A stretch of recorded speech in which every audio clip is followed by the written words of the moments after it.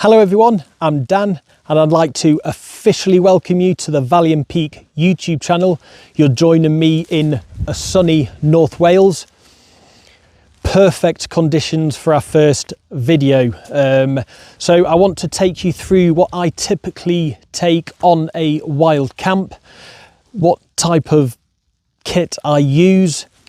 I'm going to go through the tent, the sleep system, which comprises of an inflatable mattress, a quilt or sleeping bag and an inflatable pillow. And then I want to go through my choice of rucksack and my cook system. So I'm going to take you around my setup and hopefully that will give you some ideas if you've never wild camped before, or you might be able to pick up something new for the veterans out there. So afterwards we'll talk a little bit about the type of content we want to make for the Valley and Peak YouTube channel, and of course we welcome your views and what you wish to see also. So the tent of choice this evening is the Durston X-Mid Pro 2. It's a trekking pole tent, so it does require 2 trekking poles to erect it fully. It does only take 4 stakes to pitch it, but just to be safe, I've added extra guy lines just to make it that little bit more secure. I'm a firm believer of your tent is only as strong as the type of peg you use. So on this trip, I'm using the Eastern 9-inch nano stake. Extremely strong. I use this pretty much all year round. So it has me covered if the wind does pick up. So it's good to point out that it doesn't matter how strong your tent is. If your pegs aren't up to the job, it could be a recipe for disaster.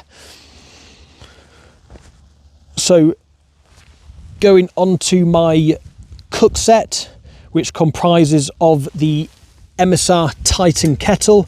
I've had this for some years now and it's served me well over the years. It's super lightweight, strong and durable, and it's perfect for boiling water for my dehydrated meals. This is a 900ml pot. The stove of choice this evening is the Soto Amicus. Very compact, lightweight, but it's super powerful, perfect for boiling water. And I'm just using an MSR gas canister stove, but gas canister stoves, you can pretty much pick them up anywhere. On every wild camp, I take a water filter. I just find it much easier getting water from a source rather than carrying water, but that's all depends on the type of route and where I am camping. So for this evening, I'm pretty close to water. So on the way, I just collected 2 litres worth in this water bladder, and I've got a little 600ml water bottle, which I've used for a couple of cups of coffee. The water filter itself is the Platypus Quick Draw. Excellent filter. I've been using this for some time now. Really durable and perfect for filtering your water. So the rucksack of choice this evening, well, for this wild camp, is the Bonfus Framers Pack. It's super lightweight. It's made of a durable Ultra 200 fabric. You can remove the frame to make it that little bit lighter, which I've done for this wild camp. So going into the tent itself, I've gone quite minimalistic for this wild camp. I've chose the Flextail Zero inflatable mattress, really comfortable, and it will keep me warm and insulated from the ground if the temperatures do drop this evening. The quilt of choice, or you can use a sleeping bag, but I've chose a quilt for this trip, is the Enlightened Equipment Enigma 50 quilt. This will probably see me good down to around 10 degrees. The temperatures aren't going to drop that low this evening, so I should be okay. And the pillow of choice is the Sea to Summit Aeros ultralight pillow. Super comfortable, and I take that on every single camp. So going inside the tent itself, in the corner I've got a small dry bag full of the clothes that I'll want to get changed into when I'm ready for bed. A power bank, my phone, head torch, that sort of thing. And then I've got a little pocket up here where I store my first aid kit and a trowel just in case I need to go in the middle of the night. That's all at hand, so I don't have to rummage around the tent looking for an item out of my first aid kit if I need it. So this complete setup comes in at just under 5 kilo, 4.8 to be precise. Now that doesn't include water. I typically pick up water on the way. So before any wild camp, I look at water sources and determine whether I need to carry water in or I can simply just filter water on the go.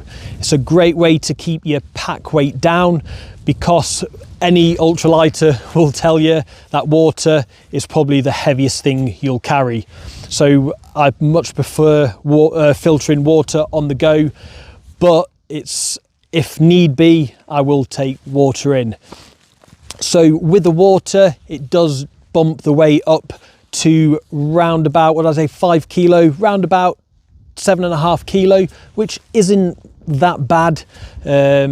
If I was to go on a multi-day trip, I would probably want to shave the weight off a little bit.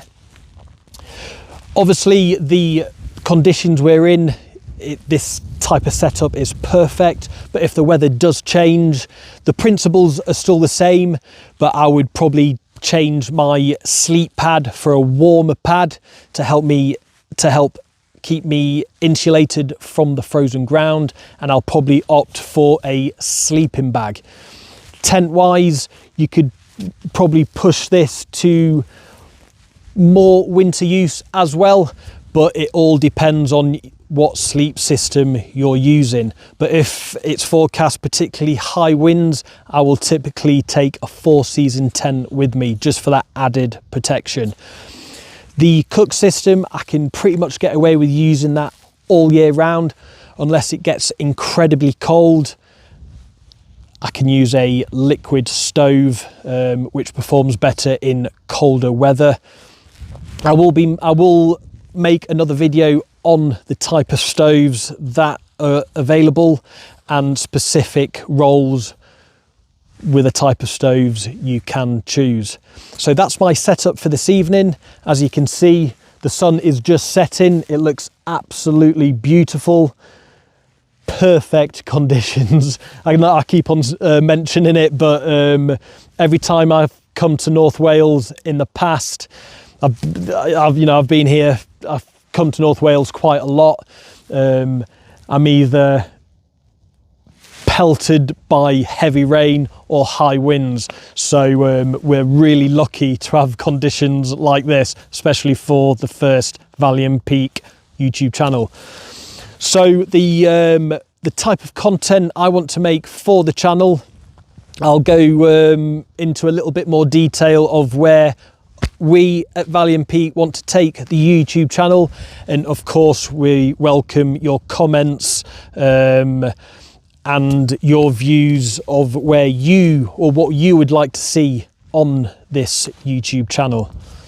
So the type of content I want to make, or we at Valiant Peak want to make, is to, more than anything, help you guys choose the right gear, give you the right knowledge, especially for people who want to get into wild camping. It can be pretty daunting if you've never wild camped before, especially in the mountains like this, but these sort of places are accessible to everyone. So we want that knowledge base there so you guys feel confident to be able to put your own wild camping kit list together and head off into the hills, or keep it locally. Something what I like to do, especially when I purchase a new tent, is to set it up in my garden so I get used to how the tent sets up. The last thing I want is to pitch somewhere like this, the weather to instantly turn nasty and my tent failing. So even a local campsite is a great place to test your wild camping setup. So all the gear I've shown you in this video we have on our Valley and Peak website, so feel free to head over and have a browse. I'll leave the links in the description of all the products we've spoken about. So definitely head over to the Valley and Peak website. We're constantly updating the stock, and we've got some exciting products coming in as well, which I can't really talk about at this precise moment in time, but we've got some really exciting things that we're going to bring to the website. So as you can see behind me, the sun is now setting. I'm going to start the stove, boil some water and make myself a coffee. Please give this video a like, and if you've enjoyed our first Valley and Peak YouTube video, please subscribe. It really helps the videos, it helps with the algorithms, and it just gets our video out there to more people. So thank you so much for joining me on this first epic wild camp with Valley and Peak, and I hope you've taken something away from it. So I'm Dan. It's been an absolute pleasure to welcome you to the Valley and Peak YouTube channel, and I will catch you on the next video.